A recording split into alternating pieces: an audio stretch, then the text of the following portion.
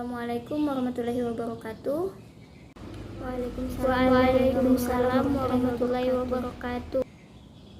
Perkenalkan, nama Ibu Siti Zulaiha. Pada hari ini Ibu akan mengajarkan mata pelajaran akidah akhlak tentang akhlak tercela, ananiyah, ghadab, putus asa, dan tamak. Untuk memulai pembelajaran kita pada hari ini, marilah kita membaca doa terlebih dahulu agar ilmu yang Ibu sampaikan memberikan manfaat untuk kalian semua dan dapat diaplikasikan untuk kehidupan sehari-hari. Berdoa mulai. Amin ya robbal alamin. Baiklah, selanjutnya Ibu akan mengabsen terlebih dahulu ya. Ayu, hadir Bu. Dewi, hadir Bu. Cika, hadir Bu. Tina, hadir Bu. Alhamdulillah hadir semua ya. Baiklah, sebelum memulai pembahasan pertama kita tentang mata pelajaran hari ini, terlebih dahulu kita mengucapkan basmalah. Bismillahirrahmanirrahim. Langsung saja ke pembahasan pertama, yaitu tentang ananiyah dan dampak negatifnya. Sebelumnya Ibu mau tanya, ada yang tahu apa itu ananiyah? Tidak ada ya. Baiklah, Ibu akan menjelaskan apa sih ananiyah itu. Ananiyah bisa disebut juga dengan egois, yaitu sifat menilai sesuatu berdasarkan kepentingan diri sendiri dan meremehkan orang lain. Perilaku ini harus kita hindari karena tidak sesuai dengan ajaran Islam, sebagaimana Islam mengajarkan kita untuk tolong-menolong antara sesama manusia. Sifat ananiyah ini banyak sekali dampak negatifnya yang akan ditimbulkan. Yang pertama, menimbulkan kekecewaan orang lain. Yang kedua, merusak hubungan persaudaraan. Dan yang ketiga, memutuskan hubungan silaturahmi. Keempat, dijauhi dalam pergaulan dan dikucilkan oleh orang lain. Yang kelima, kaku dalam pergaulan sehingga sulit mencapai ketentraman hidup bersesama. Yang keenam, menimbulkan kebencian, pertikaian, permusuhan. Dan yang ketujuh, sulit menerima petunjuk kebenaran karena merasa dirinya adalah yang paling benar.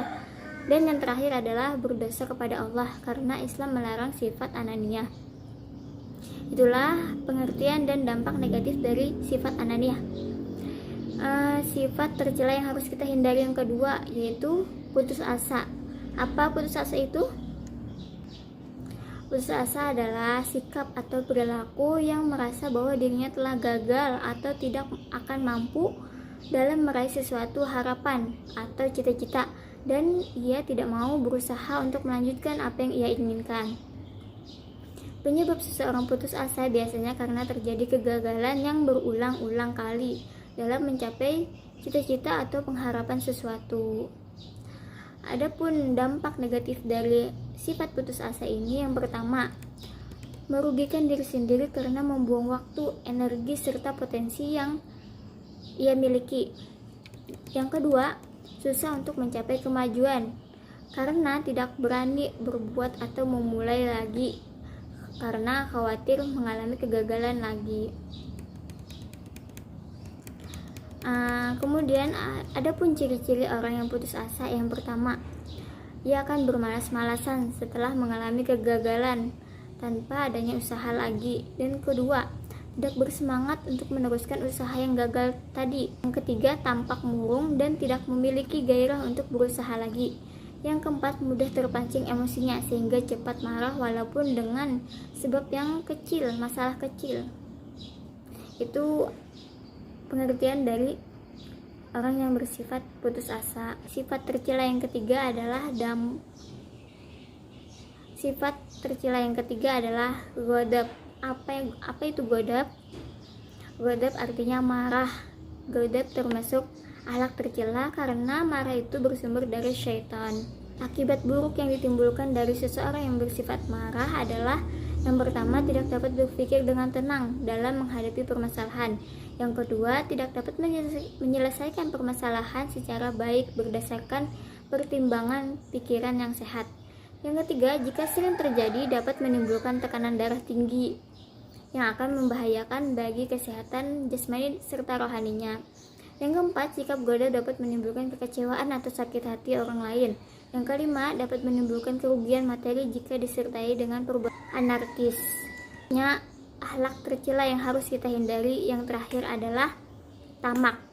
Tamak secara bahasa termasuk artinya rakus, sedangkan menurut istilah tamak adalah cinta kepada dunia yang terlalu berlebih-lebihan tanpa memperhatikan hukum haram yang mengakibatkan adanya dosa besar.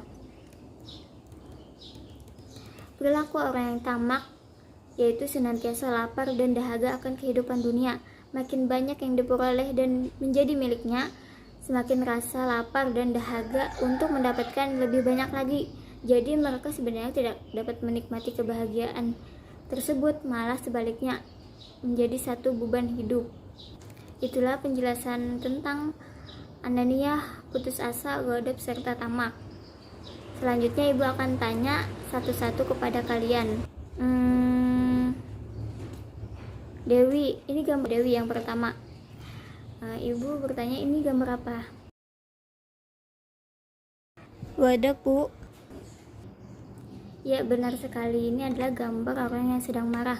Sekarang ibu mau tanya, sebutkan akibat buruk dari orang yang bersifat marah. 2 saja.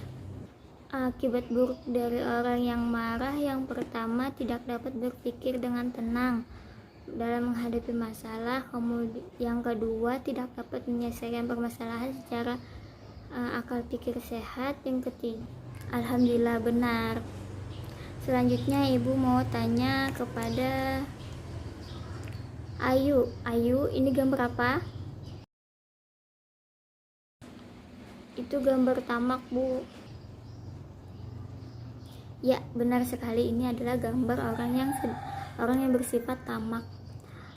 Ibu mau nanya, apa pengertian tamak? Secara bahasa, tamak artinya rakus. Secara istilah adalah cinta kepada dunia yang terlalu berlebihan tanpa memperhatikan hukum haram yang menyebabkan berdosa besar. Betul.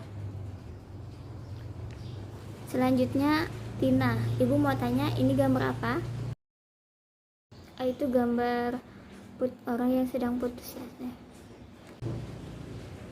Ya, betul sekali, ini adalah gambar orang yang sedang putus asa. Sekarang ibu mau tanya, apa dampak negatif dari orang yang bersifat putus asa? Sebutkan 2. Pertama, bermalas-malasan setelah mengalami kegagalan. Yang kedua, tidak bersemangat untuk meneruskan usaha yang telah gagal. Alhamdulillah, benar ya. Kemudian yang terakhir, Cika, ini gambar apa? Gambar ananiyah. Ya, ini adalah gambar orang yang bersifat ananiyah. Apa itu ananiyah? Ananiyah disebut juga egois. Ya, benar. Alhamdulillah semuanya paham. Ibu kira cukup sampai di sini saja pertemuan kita pada hari ini. Semoga ilmu yang kita dapatkan pada hari ini mendapatkan keberkahan dunia dan di akhirat. Ibu akhiri, wabillahi taufiq wa hidayah. Wassalamualaikum warahmatullahi wabarakatuh.